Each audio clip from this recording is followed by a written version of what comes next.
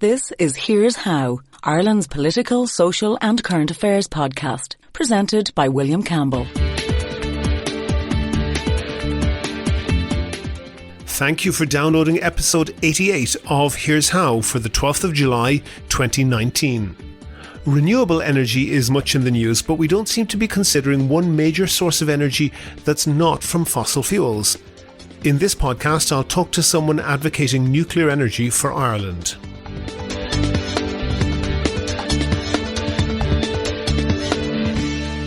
Here's How is Ireland's political, social and current affairs podcast. Make your view heard. Just dial 076 603 5060 and tell the world what you're thinking. Your voicemail may be included in the next podcast. You can find tips on recording your contribution and other ways to contact the show at here'show.ie/call. In a few minutes we'll have this. Using today's technology and using nuclear to replace fossil fuels, then it would run out very, very quickly. No, it wouldn't, because they're talking about known reserves. And No, they're not. No. I'm adding known reserves and additional reserves that are assumed to be there but are undiscovered.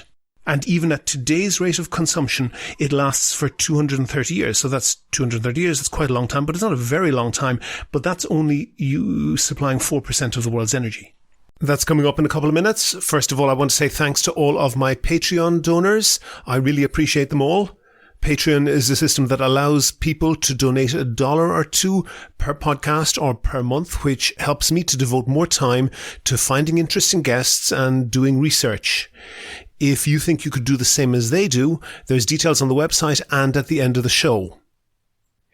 If, when I say tick-tock, your mind goes to a clock and not to the music that you can hear in the background, then you're not in the demographic for TikTok. No, I would move in with his missus. What? Get a life. You're living with his wife. Like, what was I meant to do? TikTok is a video sharing app with a very young user base. It's got something approaching 1 billion users, and that's not even counting the users of a parallel app in China called Douyin, which is basically identical except firewalled off to comply with Chinese censorship laws. To put that 1 billion users in context, Facebook took almost 8 years to get to 1 billion users. TikTok won't be 3 years old until September. The videos are limited normally to 15 seconds in duration, and, as you might expect, they normally centre on youth, music and culture. If you want to feel old, download it and swipe through a few of the videos. Users who get more than 1,000 followers unlock a feature that allows them to do live streams to all of those followers and broadcast live video to them. So far, so standard social media. But the other aspect of TikTok is the ability to send virtual gifts. Basically, users can send digital gifts to each other. In case you don't know what that is, it just means that a cute little symbol pops up on the user's screen. Obviously, they don't have any value, except when they do. Gifts have cute names like Panda, Rainbow Puke, Sun Cream, and Drama Queen. But to send them, users must pay for them, and the prices range from a few cents for the Panda to almost €50 for the Drama Queen. Remember that there's nothing of value here apart from the fact that young users seem to be willing to pay to send them. And they're sending them to TikTok stars, those people with more than 1,000 followers, or in some cases millions of followers. ByteDance, the company that owns TikTok and its Chinese equivalent Douyin, seems to have hit on a formula that encourages young people to hand over their money in return for very insubstantial benefits, like having their favourite TikTok star call out their name on a live stream. And it can be very young people, pre-teens, and it can be a lot of money. Some kids have sent hundreds of euro worth of gifts. There's nothing in the software to check their age or limit how much they spend.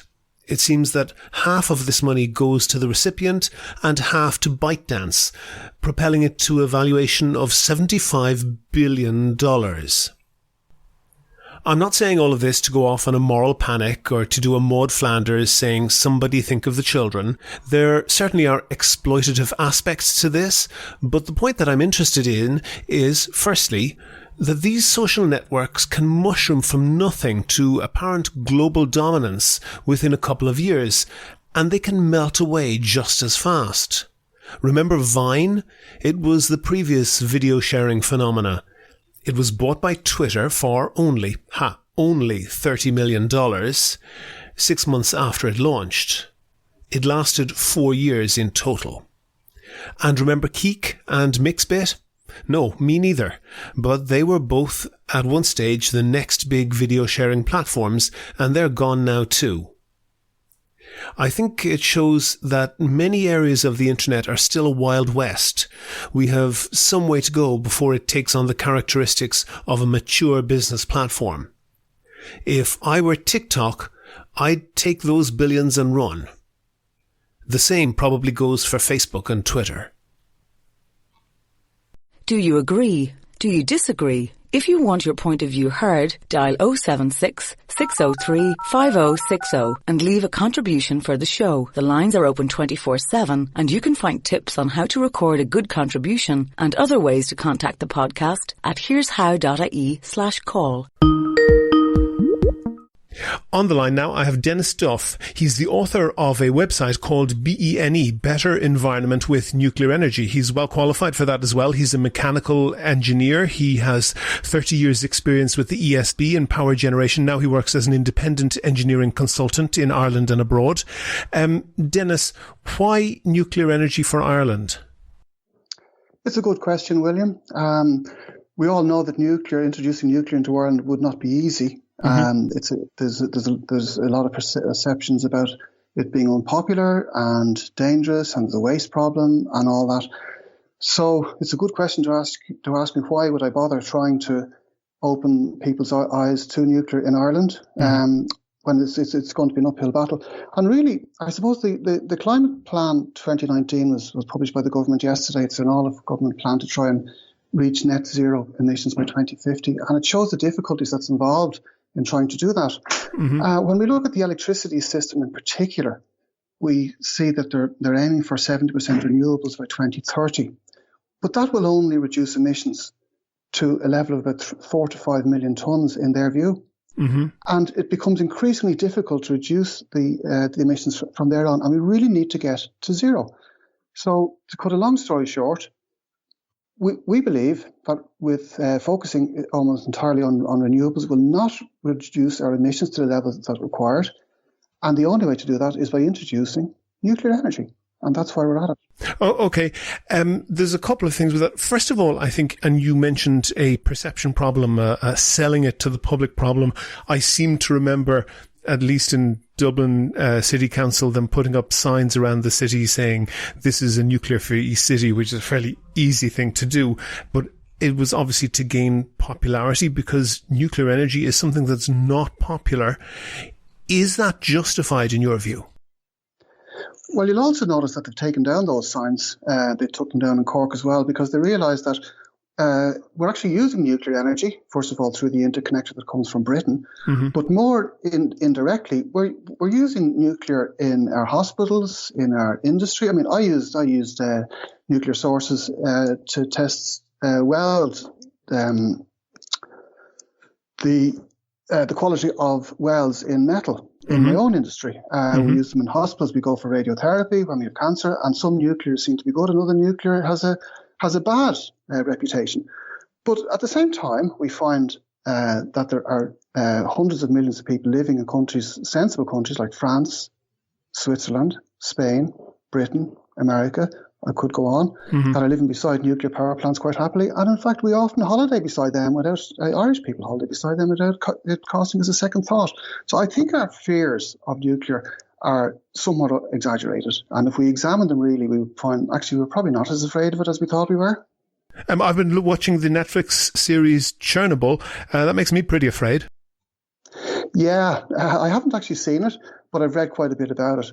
Look, no one is talking about putting in a Chernobyl type of plant in Ireland. Mm-hmm. In fact, nobody ever put in a Chernobyl type of plant anywhere in the West. It was a uniquely Soviet design.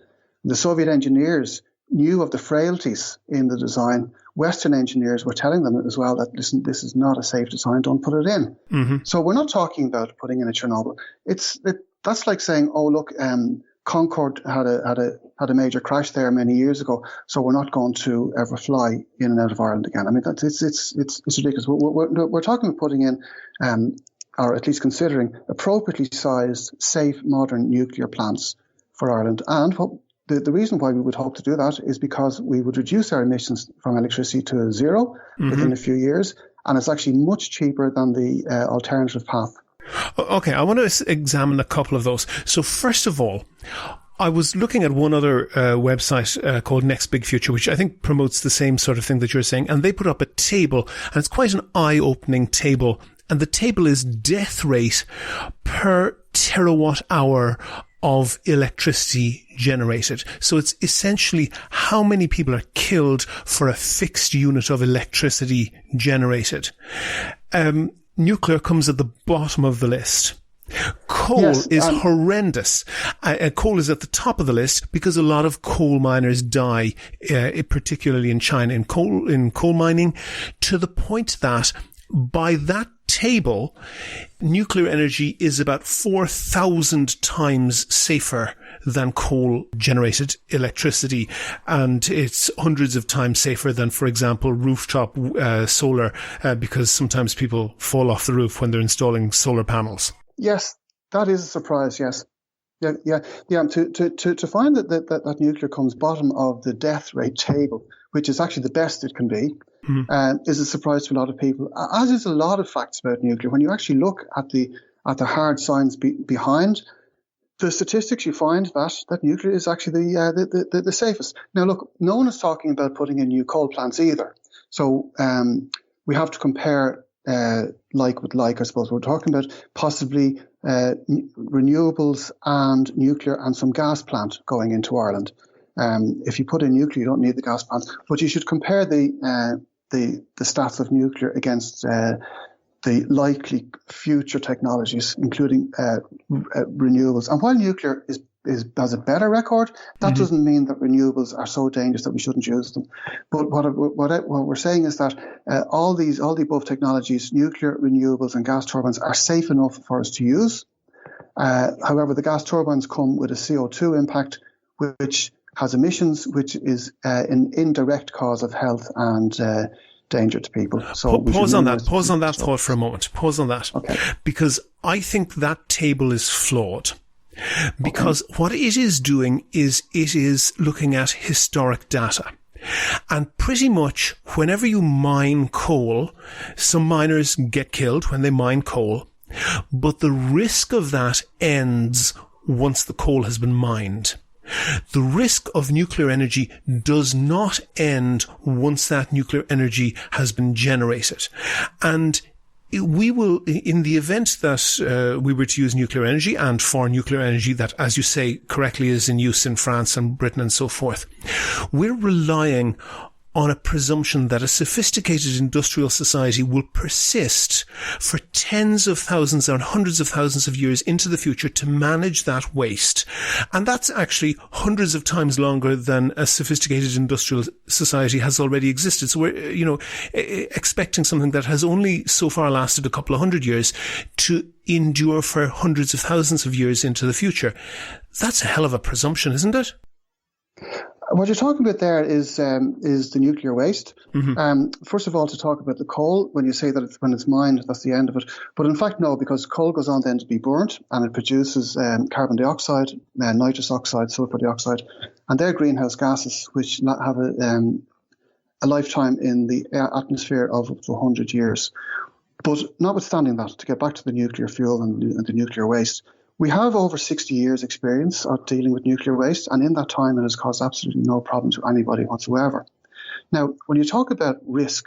No, but that's because it has caused no problems because we have a sophisticated industrial society which can manage to deal with it.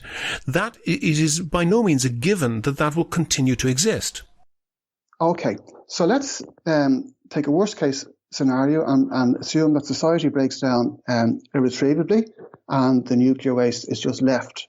Let's say that the capacity to deal with it breaks down. Okay, so let's say that happens. Okay, so we have spent fuel. They could be in rods, they could be in the cooling ponds, or they could be in dry cask storage, which most of them are at the moment. And what is the danger? So far, there's been no danger to the nuclear waste has caused no problem to anybody whatsoever. Now, if somebody in the future comes close to these nuclear, it's only when they become close, when they actually touch the rods or break up the rods and start eating it, that they get themselves into a dangerous situation. Or it's involved in an earthquake and it goes into the water system. Yeah, first of all, the nuclear fuel is stored above ground, far away from water courses. Now, we have experience, the Earth has experience of having nuclear waste in a water system, believe it or not. And this occurred in a place called Oklo in Gabon about 2 billion years ago. And it was found that because uranium is a natural product, it's been there since the Earth was formed 4.6 billion years ago. And it has a half-life of around 4.6 billion years as it happens. So it means that there was twice as much of the radioactive uranium available 2 billion years ago. And what happened was there was natural uranium. There was a seam of it in Oklo in Gabon, and a river or a stream just happened to be passing over that seam. And it created the conditions exactly correct to create a nuclear reactor, a natural nuclear reactor, which operated on and off, I believe, for 200 million years. And since that time, the reactor has turned itself off because the uranium isn't as enriched as it used to be. And they find that the nuclear waste hasn't moved from the site of that seam of enriched uranium. So it's not something which is soluble in water and gets itself carried off into the water course and becomes instantly fatal to people who come in contact with that water. Because what happens is, even if a tiny amount, I'm talking micrograms of the uranium was to go into the water course, it's a heavy metal, it will fall to the bottom and into the silt. And if any other products, which are tiny amounts, were to get in contact with the water course, the dilution of that would render the radioactivity negligible, almost indetectable. Because after all, we are living in a nuclear environment. The whole Earth is radioactive. The air that comes in is impacted by solar rays, which has radioactivity attached to it. We have radioactivity in cigarettes. We get radioactivity from the ground, from radon gas, from medical procedures. But it's not as concentrated as one would expect it in a nuclear power station, for example, in Chernobyl or Fukushima. Yes, so that's why we don't go right next to the reactor core that's broken down in Fukushima, for instance. Once you're outside the reactor building, you are not in any danger from the radioactivity from it, because the radioactivity decreases with distance. So the only danger, you could go to the Fukushima with your Geiger counter and you could pick up slightly elevated readings from the environment. But if you had your Geiger counter on the airplane that brought you to Japan, you would find that those readings went even higher.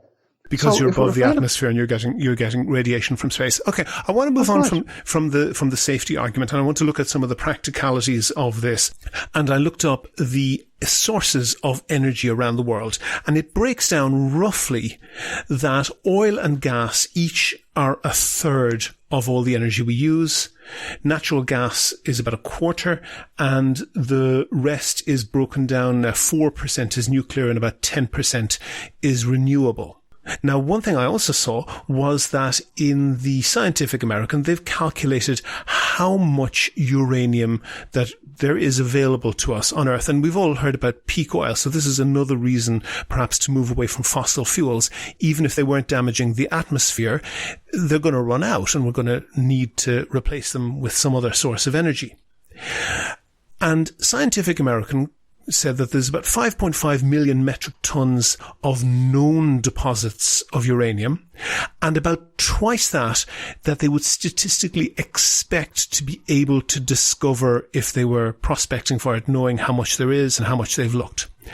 And that's about a 230-year supply at today's consumption rate. But that's 230 years of 4% of the Earth's energy. If, and of course it's unlikely to happen, but if nuclear was to immediately take over from fossil fuels, then we'd be consuming it at a far faster rate, and it would run out in 10 years. We don't have as much energy in nuclear as we have in fossil fuels. How are we going to cope with that? Well, I think we actually do have more energy from nuclear than we have from fossil fuels, because the technology that we're using so far in nuclear extracts around about 1.5% of the available energy from the uranium. And then that spent fuel, as it's called, is stored. Now, there are two options for the spent fuel. One, we can put it into safe repositories and leave it underground.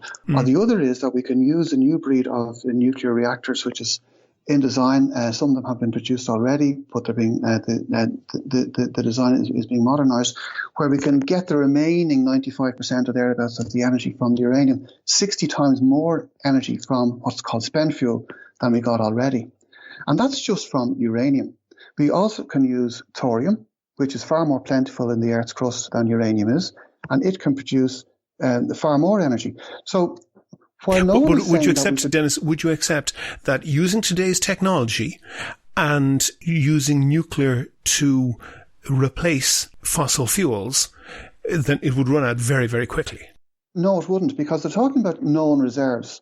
And No, they're not. No. I'm adding known reserves and additional reserves that are assumed to be there but are undiscovered. And even at today's rate of consumption, it lasts for 230 years. So that's 230 years. It's quite a long time, but it's not a very long time. But that's only you supplying 4% of the world's energy.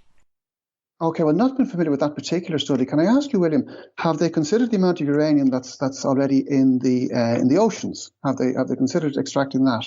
Well, no, that's not in that, and that's okay. Is there a viable method of extracting that? Yes, there is. Yes. Okay. It's been under research in Japan for the last number of years, and they have some success with that. So, as I said, not been familiar with that particular study. You can rest assured that the people who are investing globally hundreds of billions of euros in energy systems, including nuclear, have done their sums on it, and they know that there is definitely sufficient uranium available for the next 80 years for their plant that they're planning at the moment. We have an environmental and emissions crisis at the moment, and it's called an emergency. Yep. And we need to take action. We need to take serious action that's going to reduce our emissions. And if we can do it at least cost and in the safest possible method, well, that's better for all of us. And there is sufficient uranium for us to do that. From what I know of it, I know that the more that you spend looking for a product, the more of it you tend to find. If you take, for instance, what the current known availability of copper is, you'd say, oh my God, it's kind of 30 years. So we better stop using copper. Yeah, but so the price goes up. That incentivizes people to look harder, and then they find more. That's right. Yeah, that's well known. But the figure that I quoted is including that, and is including not just known reserves, but also statistically calculated guesses at unknown reserves. But just to move on from that, for what you're proposing, would Ireland get one nuclear power plant, several? What's the scale of that? Yes, well, Ireland is a small grid internationally. We have probably about 25 large power stations at the moment, and that's good. It gives diversity. It means that if one unit goes down, it's only a small proportion of the entirety. So the others can kick up a gear. So the best way to do this is to have a number of small reactors. And the ideal thing would be that no single reactor would be more than 10% of our lowest demand, which would put it around 200 megawatts. Mm-hmm. So there are nuclear reactors. Like to go back a little bit further, we actually have the largest plant on the Irish system at the moment is 450 megawatts. Mm-hmm. So we can handle that quite easily. So as I understand it, you're the engineer on this, but as I understand it, you need always to have in the system enough spare capacity to take your biggest generator offline in case that's necessary. That's absolutely right. Yes, because if you lost any generator on the system, the other generators have to make it up. In the meantime, the frequency would fall, and there are very strict controls over the frequency range. You know, the way we have 50 cycles a second in Ireland, 50 hertz. You know, you've heard that. The acceptable range is something like 49.9 to 50.1, so it's a very tight range. Mm-hmm. So you cannot afford to lose over 10% of your input at any time without putting a serious impact on the electricity system and risk of brownout or blackout in certain areas. So what we would ideally look for are a number of units of, say, 400 megawatts or smaller. Mm-hmm.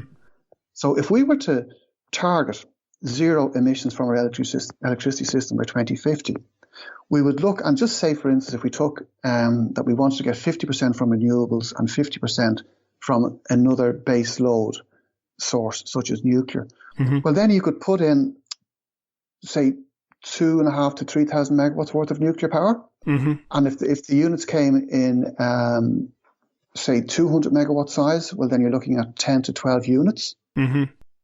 There's a particular unit called the NuScale, which is a 360 megawatt unit. So you'd put in 7 or 8 of them. You can, if you have those NuScale units, by the way, at 360 megawatts, they're actually made up of modules of 60 megawatts each. So each mm-hmm. one is very, very small, and it'd be an ideal size for the Irish grid. So that's what you're talking about. As regards cost of that, our conservative estimates would show that the cost of a system, including nuclear like that, would actually be lower than the costs projected for the Climate Plan 2019, which was published just yesterday. Okay, I want to actually move on to that costings, because I was talking last week to Fergal Mulligan of the Department of Communications about the National Broadband Plan, and we all know of the gigantic pricing on that, and also on the National Children's Hospitals. And Fergal Mulligan made the point that the government and national procurement services have gotten over the problem of huge cost overruns. And I don't think he was correct, and I kind of missed a beat not getting him, not asking him the question, because he made the point that we used to have enormous overruns on the cost of road building projects. Those have now largely been contained. It's at least not as bad as it was. But I think the reason that happened is because our institutional memory, our state apparatus for commissioning roads made every single mistake that was possible to make and finally learned from them.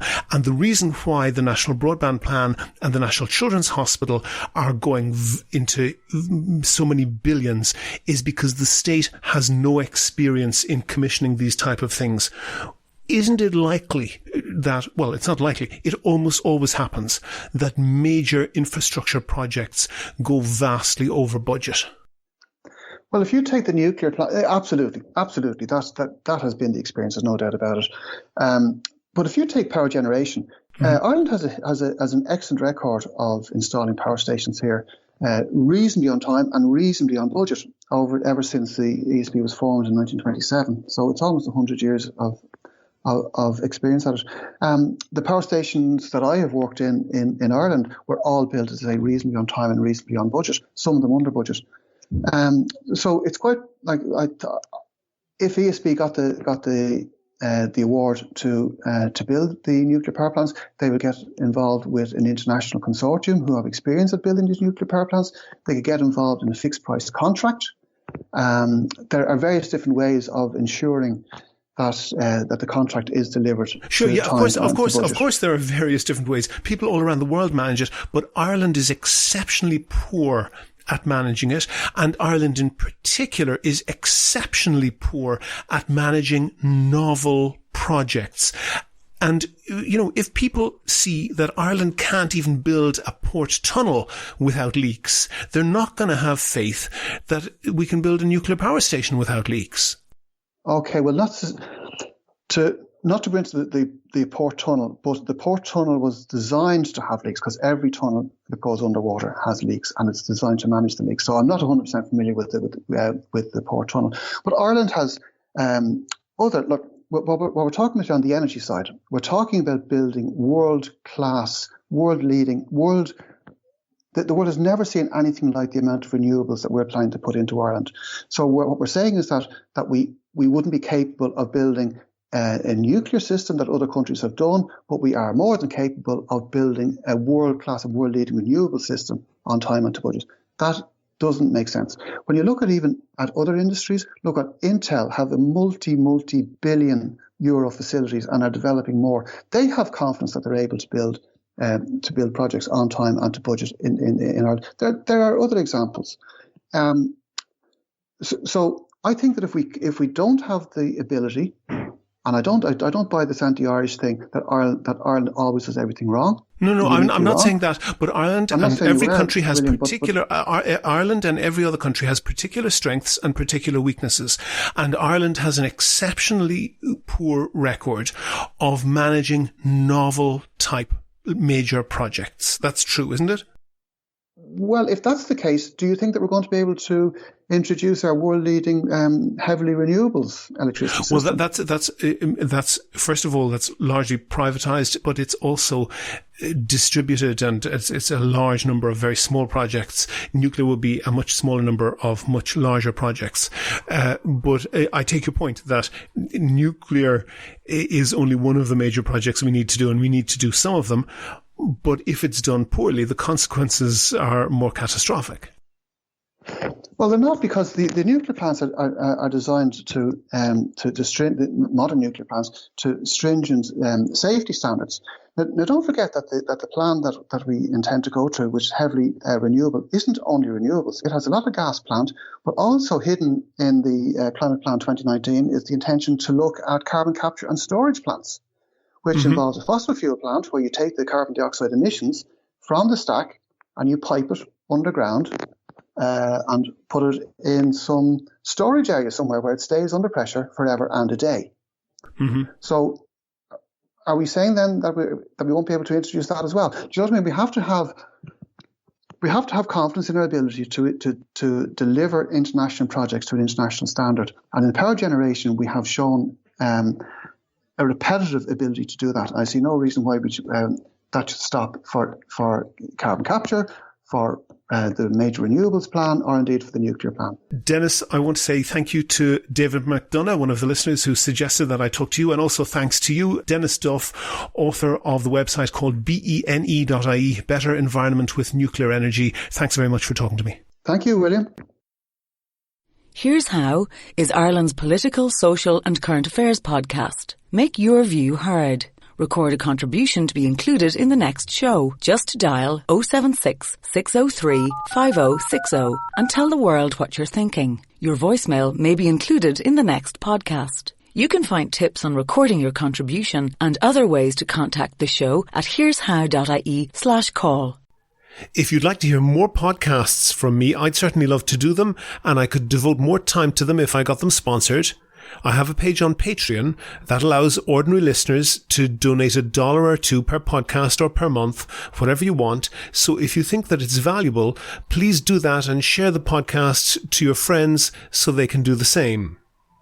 Go to the website for sources and references from the show, and while you're there, you can like the show on Facebook, follow @Here's How podcast on Twitter, and follow Dennis @Nuclear Ireland, and get in touch with me if you can suggest a guest or a topic for a future show. Also, you can find out how to subscribe to the podcast for free on your computer, on your phone, or by email. All of that, including my Patreon link, are at www.here'show.ie. The Here's How podcast is produced and presented by me, William Campbell. Thank you for listening.